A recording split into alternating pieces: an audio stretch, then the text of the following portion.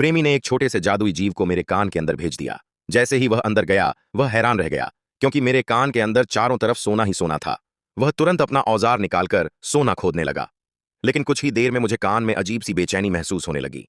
मैंने उंगली से कान खुजलाया, जिससे वह छोटा जीव लगभग बाहर निकल आया। मैं घबरा गई और उसे पकड़कर बाहर खींच लिया। बाहर खड़े प्रेमी को मैंने वह जीव दिखाया। जब वह बाहर निकला तो उसके पैरों में सोने का एक टुकड़ा भी चिपका हुआ था। सोना देखकर प्रेमी बहुत खुश हुआ। वह तुरंत उसे अपने कमरे में ले गया और एक खास मशीन की मदद से उस सोने को पिघलाने लगा। कुछ समय बाद उसने उस सोने से एक चमकदार सोने का दांत बना लिया और उसे अपने मुंह में लगा लिया। लेकिन उसकी लालच यहीं नहीं रुकी। जब मैं सो रही थी, तब उसने चुपके से मेरे कान में सेब के छोटे टुकड़े डाल दिए और कुछ बदबूदार पानी भी डाल दिया। उसका सोच था कि इससे कान के अंदर और ज्यादा सोना बन जाएगा, मगर ऐसा कुछ नहीं हुआ। आखिरकार उसने एक छोटा सा धुआं छोड़ने वाला उपकरण मेरे कान में डाल दिया।